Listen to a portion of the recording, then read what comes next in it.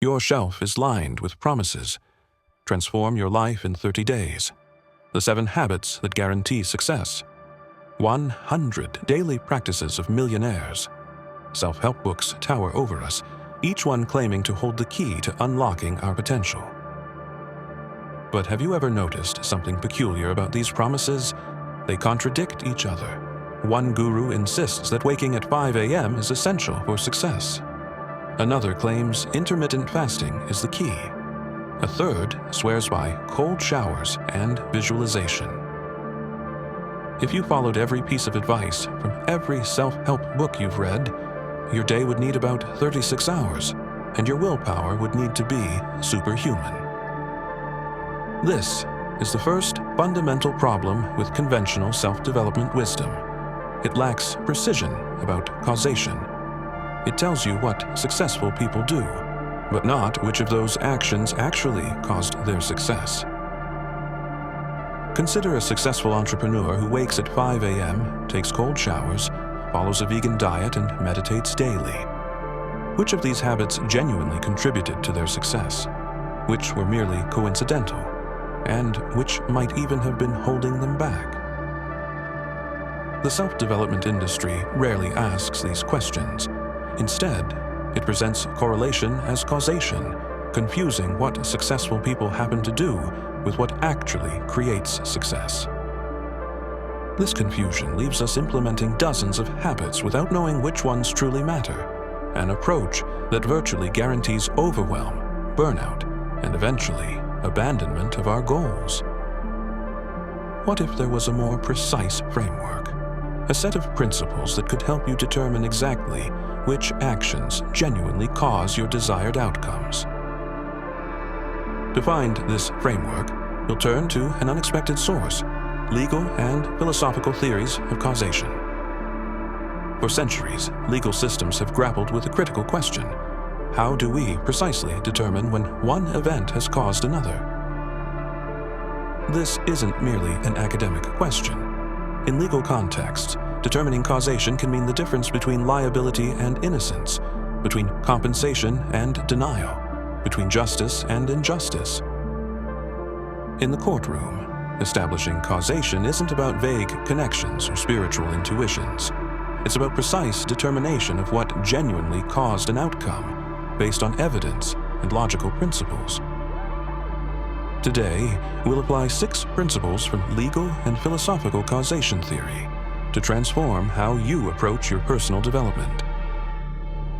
These principles will help you identify which actions truly matter, which factors are within your control, and how to create reliable pathways to your goals. Our first principle is the cornerstone of causal reasoning in law, the but-for test. In legal reasoning, this test asks a straightforward question: but for a particular action, would the outcome have occurred anyway? If the answer is no, the outcome wouldn't have happened without the action. Then the action is established as a cause. Let's see this principle in action with a classic legal example. A factory releases pollution into a river, and downstream, fish begin dying. To determine if the pollution caused the fish deaths, we apply the but-for test. But for the factory's pollution, would the fish have died anyway?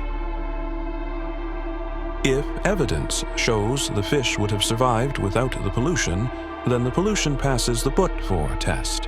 It is a cause of the harm.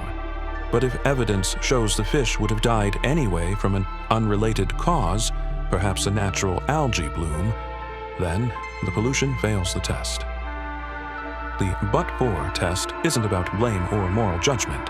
It's simply a tool for identifying genuine causal relationships. Now, imagine applying this same rigorous test to your own development and achievements. When you succeed at something, ask yourself, but for which specific actions of mine would this success not have occurred? This isn't a thought experiment, it's a precise analytical tool. Let's apply it to some common self-development scenarios. Consider someone who successfully improved their fitness over 6 months. During that time, they bought expensive workout clothes, followed a popular fitness influencer, took pre-workout supplements, tracked their steps, and exercised consistently 3 times per week. The conventional approach simply attributes success to all these factors combined. But the but-for test demands precision. But for which specific elements would the fitness improvement not have occurred? Would they have failed to improve their fitness, but for the expensive clothes? Probably not. The clothes fail the test. But for the supplements? Again, likely not another failure. But for the consistent exercise? Now we're on to something. Without that, improvement almost certainly wouldn't have occurred. The but-for test reveals that while many factors accompanied success, only a few genuinely caused it. This insight is transformative. It shows you where to focus your energy and resources.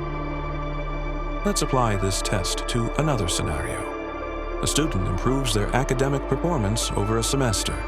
During this time, they bought a new desk lamp, started using a study playlist, joined a study group, began reviewing material within 24 hours of each lecture, and stopped using social media while studying. But for which of these changes would the improvement not have occurred? Would they have improved anyway without the desk lamp? Almost certainly. The study playlist? Probably.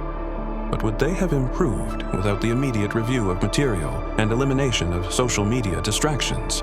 That's much less likely. The but-for test applies equally to setbacks and failures, often with even more revealing results. When you fail to achieve a goal, ask, but for which specific actions or inactions of mine would this failure not have occurred? Consider someone who failed to complete a project by the deadline. They might attribute this failure to bad luck, insufficient time, or the project being too difficult. But the but-for test cuts through these vague attributions. But for their choice to start working just 2 days before the deadline, would they still have failed? But for their decision to accept 3 other commitments during the same period, would they have missed the deadline? But for checking social media every 15 minutes while working, would they have completed on time? These pointed questions reveal the true causes of failure, and with them, the precise changes needed to succeed next time. What's remarkable is how often we misattribute causes in our lives, assigning success or failure to factors that don't actually pass the but-for test. This misattribution happens for several psychological reasons. First, we tend to notice what's visible or memorable rather than what's causally significant. The entrepreneur's cold showers are more memorable than their consistent market research. Second, we're drawn to narratively satisfying explanations rather than accurate ones. The overnight success story is more compelling than the decade of incremental improvements that actually caused the breakthrough. Third, we tend to overemphasize personal characteristics and underemphasize situational factors, the fundamental attribution error. We attribute the CEO's success to their personal habits rather than their privileged starting position or favorable market conditions. These psychological tendencies explain why conventional self-development advice so often misidentifies what truly causes success. The fitness influencer might tell you that their morning routine of lemon water and affirmations caused their success. But ask yourself, but for those specific habits, would they have failed? Or was it really their consistent training and nutrition that made the difference? The but-for test forces us to be rigorously honest about what truly matters, cutting through the noise of superficial factors to identify the genuine causes of our outcomes. This precision brings 2 immediate benefits. First, it prevents wasted effort on actions that don't actually cause your desired outcomes. Why spend time and energy on elaborate morning routines if they don't pass the but-for test? Second, it ensures you don't overlook the genuine causes of your successes and failures. If consistent deep work is what truly causes your productivity, recognizing this lets you double down on what actually works. The but-for test can be applied to any area of self-development. fitness, learning, productivity, relationships, career advancement, or creative pursuits. For fitness. But for consistent progressive overload in your workouts, would you have gained strength? But for maintaining a caloric deficit, would you have lost weight? For learning, but for active recall practice, would you have remembered the material? But for teaching concepts to others, would you have mastered them so thoroughly? For productivity, but for blocking distractions during deep work sessions, would you have accomplished so much? But for breaking large projects into defined next actions, would you have made consistent progress? For relationships, but for regular quality time together, would your connection have strengthened? But for vulnerable communication during conflicts, would you have resolved them? In each domain, the but-for test identifies the vital few actions that truly cause results, distinguishing them from the trivial many that merely coincide with success. As you incorporate this first causation law into your thinking, you'll notice a shift. Instead of frantically adding more habits and practices, you'll focus on identifying and optimizing the few that genuinely cause your outcomes. This precision transforms self-development from an overwhelming burden into a focused practice, one where every action has a clear causal connection to your goals. But accurately identifying what causes our outcomes is just the beginning. Next, we need to understand what combination of factors is actually sufficient to produce our desired results, which brings us to our second law of causation. We've discovered the power of the but-for test in identifying what truly causes our outcomes. Now, we'll expand our causal toolkit with two more powerful principles. Our second law addresses a fundamental problem in self-development: overwhelm. We're constantly bombarded with advice about what we should do, learn, practice, avoid, and optimize. The list never ends, and the burden feels crushing. This problem stems from a misunderstanding about causation, specifically about what combination of factors is actually sufficient to cause our desired outcomes. When philosophers and legal theorists examine causation, they recognize that countless factors contribute to any outcome, but they also understand that only a minimal set of those factors is truly sufficient to cause the result. This is our second principle: minimal sufficient conditions. In law, this principle helps courts determine which factors were truly necessary and sufficient to bring about an outcome without getting lost in an infinite regression of contributing causes. Consider a medical malpractice case where a patient suffered harm after surgery. Countless factors were present: the patient's pre-existing condition, the surgeon's technique, the anesthesia used, the hospital's protocols, the recovery care, and dozens more. The court must identify which subset of these factors, taken together, was minimally sufficient to cause the harm. Not every contributing factor, but the smallest set that, together, was enough to bring about the result. This often leads to a surprising revelation. Many factors we think are essential turn out to be superfluous when we identify the truly minimal sufficient conditions. How does this principle transform self-transformation? It liberates you from the tyranny of ever-expanding habit lists and practice regimens. Instead of trying to incorporate every habit from every self-help book you've read, identify the minimal set of actions that together are sufficient to produce your desired results. Let's apply this to a common goal: improving sleep quality. The self-help industry offers countless interventions: supplements like melatonin and magnesium, special pillows and mattresses, white noise machines, sleep trackers, aromatherapy, temperature regulation, blackout curtains, blue light blocking glasses, evening routines, morning sunlight exposure, dietary changes, and dozens more. This approach virtually guarantees failure. No one can consistently implement so many interventions. But what if we identified the minimal sufficient conditions for better sleep? Research in sleep science points to 3 core factors that together form the minimal sufficient conditions for quality sleep for most people. Consistent sleep-talk-wake times that align with your circadian rhythm, limiting blue light exposure before bed, and maintaining a cool, dark sleeping environment. For most people, implementing just these 3 factors consistently is sufficient to dramatically improve sleep quality. Everything beyond this minimal set may help incrementally, but the return on effort diminishes rapidly. This doesn't mean other factors can't help.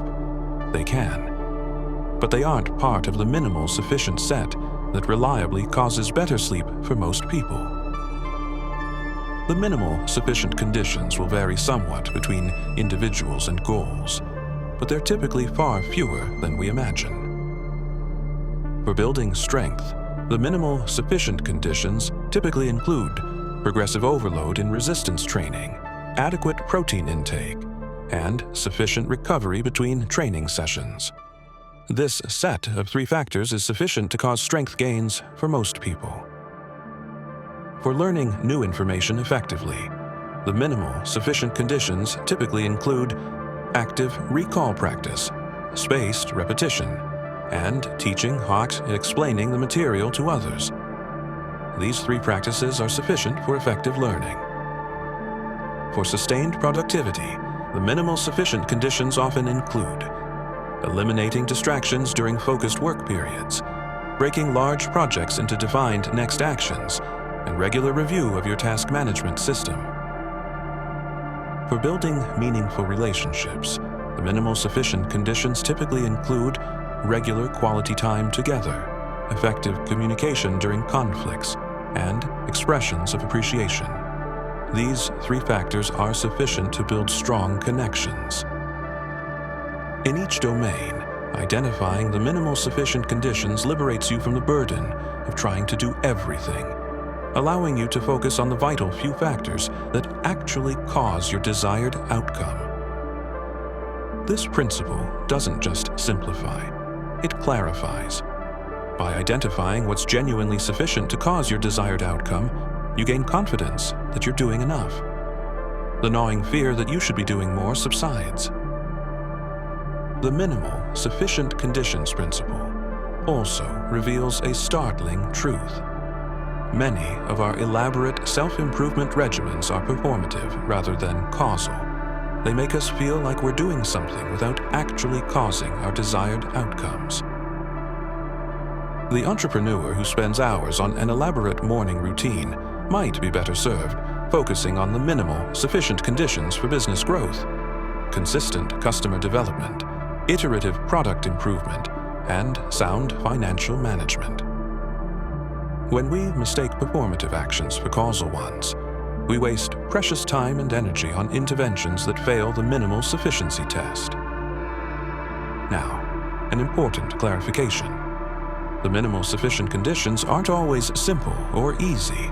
They're just the smallest set that's genuinely sufficient to cause the outcome. Sometimes they require substantial effort and discipline. For building a successful business, the minimal sufficient conditions might include developing a product that solves a genuine problem, reaching customers effectively, and managing finances prudently. These aren't easy tasks. They're just the minimal set that's sufficient. This principle teaches us to focus relentlessly on what truly matters and to ignore the rest, a discipline that can transform how you approach every area of self-development. Now, let's explore our 3rd causation law, breaking the chain. This principle addresses a key question. When should you hold yourself responsible for outcomes? And when should you recognize that factors beyond your control interrupted the causal process? In legal theory, a novus actus interveniens, a new intervening act, can break the causal chain between an action and its outcome. Here's a classic legal example. A driver negligently damages another car in a minor accident. The damaged car is taken to a repair shop. where a worker carelessly starts a fire that destroys the vehicle completely. Is the original driver responsible for the complete destruction of the car? Legal theory says no. The repair shop fire is an intervening factor that breaks the causal chain between the driver's negligence and the car's destruction. To be considered a chain-breaking intervening factor, the event must typically be unforeseeable and independent of the original action. Consider another example. A factory negligently releases chemicals into a river. Later, unprecedented flooding causes the chemicals to spread to areas that would never normally be affected. The unpredictable flood is an intervening factor that breaks the causal chain between the factory's negligence and some of the resulting harm. The factory remains responsible for standard contamination, but not for damage caused by the unforeseen flood. In self-development, recognizing where the causal chain breaks prevents us from unfairly blaming or crediting ourselves for outcomes outside our control. This isn't about making excuses. It's about accurately assessing which outcomes you can fairly attribute to your actions versus those influenced by intervening factors. Let's apply this to common self-development scenarios. Perhaps you committed to a fitness regimen but then suffered an injury. The injury is an intervening factor that breaks the causal chain between your commitment and your results. Or imagine you've been building a business diligently, making all the right moves. When a global pandemic or economic crash occurs, these unpredictable events can break the causal chain between your actions and your outcomes. Similarly, if you're working toward an academic goal and experience a family emergency that demands your attention, this intervening factor breaks the causal chain between your study efforts and your performance. Recognizing these chain-breaking events isn't about avoiding responsibility. It's about accurately understanding causation so you can respond appropriately. Without this principle, we tend toward one of two errors: either taking too much responsibility for outcomes influenced by factors beyond our control, or making excuses for failures that were genuinely within our power to prevent. Research in attribution theory shows we often over-attribute both success and failure to our own actions, ignoring significant intervening factors. This is particularly true in individualistic cultures that emphasize personal responsibility. A promotion at work might be partially due to your performance, but also due to intervening factors like a competitor leaving, budget changes, or shifting company priorities. Similarly, a project failure might be partially due to your planning, but also influenced by unexpected resource constraints, market shifts, or team changes that intervened in the causal process. The chain-breaking principle helps you make three crucial distinctions in your self-assessment. First, outcomes where your actions were the direct, uninterrupted cause, where no significant intervening factors broke the chain. For these, you can take full causal responsibility. Second, outcomes where your actions were part of the causal story, but intervening factors also played a significant role. Here, accurate attribution recognizes both your contribution and the intervening factors. Third, outcomes where significant, unforeseeable intervening factors fundamentally broke the causal chain between your actions and the result. For these, recognizing the broken chain helps you respond appropriately. This nuanced understanding transforms how you evaluate setbacks and failures. Instead of blanket self-blame, you can accurately identify what aspects were truly caused by my actions. Where did intervening factors break the causal chain? The chain-breaking principle isn't about avoiding responsibility. It's about taking the right kind of responsibility. When the chain breaks due to intervening factors, your responsibility shifts from the outcome to your response. You're no longer responsible for the original goal being achieved exactly as planned, but you are responsible for how you adapt to the new reality created by the intervening factor. This applies equally to unexpected success. Perhaps you launched a product that went viral due to an unforeseen cultural trend, an intervening factor that broke the normal causal chain.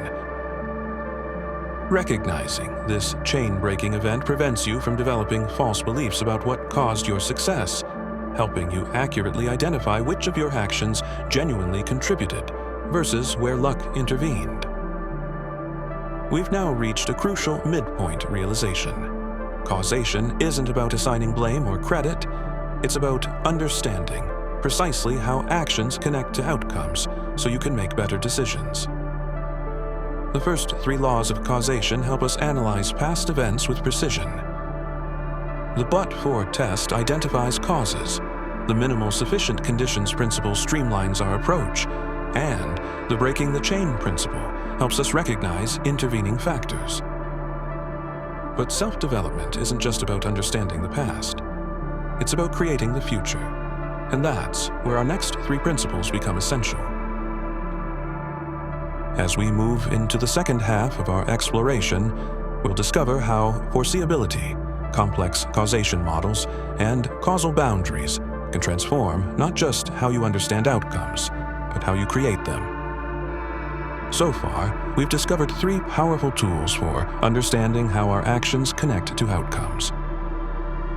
Now, we shift from analyzing the past to shaping the future.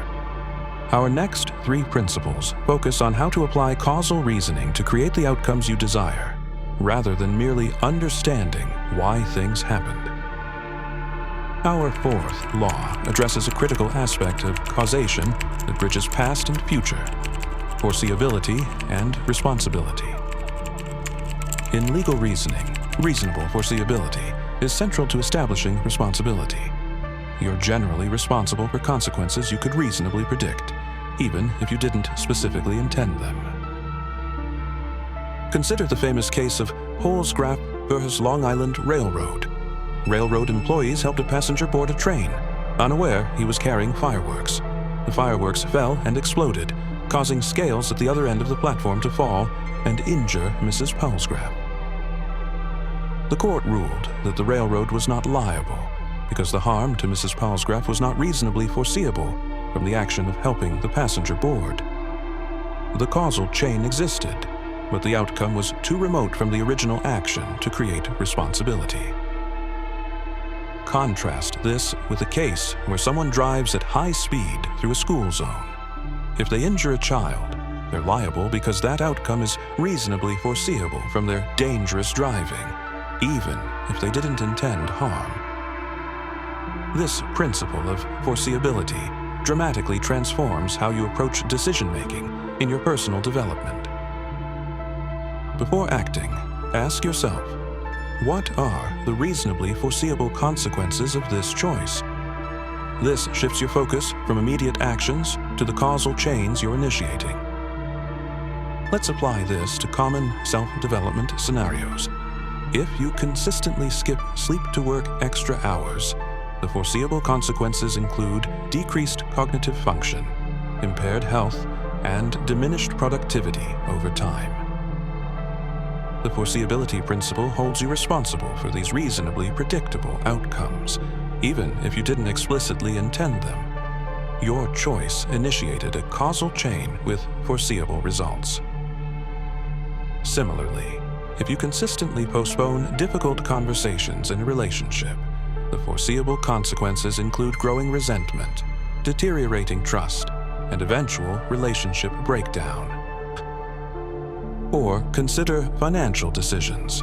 If you regularly spend more than you earn, the foreseeable consequences include mounting debt, financial stress, and limited future options. The transformative power of the foreseeability principle is that it connects your present choices to future outcomes through clear causal pathways. It makes the future consequences of your actions visible in the present moment. This doesn't mean you can perfectly predict every outcome. The future always contains uncertainty. But the foreseeability principle asks you to take responsibility for the consequences that a reasonable person could anticipate. Taking responsibility for foreseeable outcomes isn't about guilt or blame. It's about developing the foresight that leads to better choices. The foreseeability principle also works in reverse. You can intentionally initiate causal chains that foreseeably lead to your desired outcomes. If research shows that daily meditation foreseeably leads to reduced stress and improved focus for most people, you can initiate this causal chain with confidence about the likely outcomes.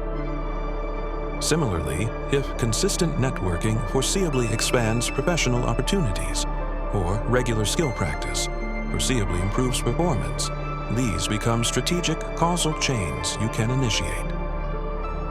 The foreseeability principle transforms self-development from a series of isolated actions into a strategic initiation of causal chains with predictable outcomes. But what about complex goals where multiple factors interact to create outcomes? This brings us to our fifth law, the I-ness model of causation. Philosopher John Mackey proposed that causes are often an insufficient but necessary part of an unnecessary but sufficient condition. This forms the acronym I-N-U-S. Let's unpack this complex but powerful idea. A cause is often insufficient on its own to produce the result, but necessary as part of a set of conditions, which together are sufficient to produce the result, even though other sets of conditions, unnecessary, could also have produced the same result. Consider a house fire caused by an electrical short circuit. The short circuit alone, insufficient, wouldn't cause a fire without oxygen and flammable materials, but it's a necessary part of this particular set of conditions. Together, these conditions are sufficient to cause a fire, though other sets of conditions, like a lightning strike or arson, could also have caused a fire. This sophisticated model captures something essential about how causation actually works in our lives, particularly for complex outcomes with multiple contributing factors. In self-development, the I-ness model reveals that your effort alone, insufficient but necessary, combines with circumstances, opportunity, and support, forming a sufficient condition to produce success, even though other paths, unnecessary but sufficient, might have also led there. Let's apply this to career advancement. Your skills and work ethic, necessary, aren't enough alone, insufficient, but combined with timing, relationships, and opportunity, create a sufficient path to promotion, though other paths to promotion exist for different people. Or consider weight loss. Your dietary changes, necessary, aren't enough alone, insufficient, but combined with exercise, sleep quality, and stress management form a sufficient condition for weight loss, though other combinations of factors could also work. For learning a new skill, your practice, necessary, isn't enough alone, insufficient, but combined with proper instruction, feedback, and application opportunities, forms a sufficient condition for skill development, though different learning approaches also work for others. This nuanced view prevents both overestimating and underestimating your personal agency. You're neither fully controlling outcomes nor merely a passenger in your life. You're a necessary component in creating sufficient conditions for success. The I-ness model also explains why the same actions can produce different outcomes in different circumstances. Your effort might be necessary but insufficient. It needs to combine with other factors to create sufficient conditions. This understanding transforms how you approach setbacks. Rather than assuming your efforts were inadequate, you can identify which other necessary components were missing from the sufficient set. Perhaps your business venture failed despite strong effort and skills. The I-ness model suggests examining what other necessary components were missing from a sufficient condition, perhaps market timing, specific relationships, or particular resources. The I-ness model also explains why others might succeed through different pathways than yours. Their sufficient set contains different necessary components that still combine to produce similar outcomes. This principle liberates you from thinking there's only one path to success, while still emphasizing the necessity of your contribution to creating sufficient conditions. Our final law addresses a fundamental question in self-development. Where are the boundaries of what you can causally influence? Causation theory emphasizes that we must set boundaries around what we can control, defining our causal boundary. Inside your causal boundary lie factors you can directly influence through your choices and actions, your efforts, responses, skills, habits, priorities, and mindset. Outside your boundary lie factors beyond your direct causal control. Others' decisions, economic conditions, natural events, timing, broader social trends, and historical context. Setting accurate causal boundaries is essential for effective self-development. Boundaries that are too narrow create helplessness. Boundaries that are too broad create unrealistic expectations and inevitable disappointment. Consider how this applies to career development. Inside your causal boundary, your skills, work ethic, networking efforts, and professional development. Outside, hiring freezes, economic downturns, company restructuring, and others' promotion decisions. Or in relationships, inside your boundary are your communication, behavior, and emotional responses. Outside are your partner's choices, family background, and past experiences. For health and fitness, inside your boundary are your exercise habits, nutrition choices, and stress management practices. Outside are your genetic predispositions, environmental exposures, and age-related changes. Setting accurate causal boundaries transforms your approach to goals. Instead of fixating on outcomes, which lie partly beyond your boundary, you focus on the causal processes within your control. This doesn't mean ignoring outcomes. It means recognizing that you can only control the causal factors within your boundary, not the ultimate results. When you stop trying to control what lies beyond your causal boundary, you gain both peace and power. Peace from accepting what you cannot control, and power from focusing entirely on what you can.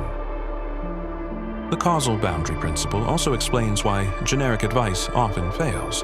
What lies within your causal boundary may differ from what lies within another's boundary, due to privilege, resources, circumstances, and capabilities. This doesn't eliminate responsibility, but it does contextualize it. Your responsibility extends to the edge of your causal boundary, no further, but also no less. These 6 laws of causation offer a framework not found in typical self-help resources, one based on centuries of rigorous thinking about how causes truly operate. By applying legal and philosophical principles of causation to your self-development, you move from vague correlations and magical thinking to precise understanding and effective action. Let's integrate these 6 principles into a comprehensive approach to self-development. When evaluating past successes or failures, apply the but-for test. But for which specific actions of yours would the outcome have been different? This identifies the true causes of your results. When planning your approach, identify the minimal sufficient conditions for your goal, the smallest set of factors that, together, are enough to produce your desired outcome. Focus your energy on these essential elements and eliminate the rest. When assessing setbacks, recognize where intervening factors broke the causal chain between your actions and outcomes. Take responsibility for your response to these factors rather than blaming yourself for outcomes beyond your control. Before making choices, consider the foreseeable consequences of your actions. Initiate causal chains that predictably lead toward your goals, while avoiding those that foreseeably lead to unwanted outcomes. For complex goals, apply the INES model. Recognize that your effort is a necessary but insufficient part of creating sufficient conditions for success. Identify what other components need to combine with your effort to create success. Finally, set clear boundaries around what you can causally influence. focus your energy entirely on factors within your causal boundary, while accepting what lies beyond it. This causation-based approach to self-development transforms how you understand success and failure, how you allocate your time and energy, and how you evaluate your progress. Instead of following an ever-expanding list of habits from self-help gurus, you identify the specific actions that genuinely cause your outcomes. Instead of taking either too much or too little responsibility, you accurately determine which outcomes are attributable to your actions and which involve factors beyond your control. Instead of fixating on outcomes that lie partly beyond your influence, you focus on optimizing the causal processes within your control. This precise causal understanding leads to 3 transformative benefits. First, efficient focus. By identifying what truly causes your outcomes, you eliminate wasted effort on actions that don't actually matter, channeling your energy toward what genuinely works. Second, accurate attribution. By understanding the true causes of your successes and failures, you develop more accurate beliefs about what works, avoiding both undeserved guilt and misplaced confidence. Third, strategic action. By understanding how causal chains operate, you can intentionally initiate processes that reliably lead to your goals, creating success by design rather than chance. With these tools, you'll develop a more precise, more powerful, and ultimately more liberating understanding of how your actions connect to your outcomes. In the realm of causation, precision is power, and that power is now in your hands. The next time you feel overwhelmed by conflicting self-help advice, remember these 6 laws of causation. They won't tell you what to do. They'll help you determine what actually matters, what genuinely works, and where to focus your precious time and energy. That clarity, that precision about what truly causes your outcomes might be the most powerful self-development tool of all.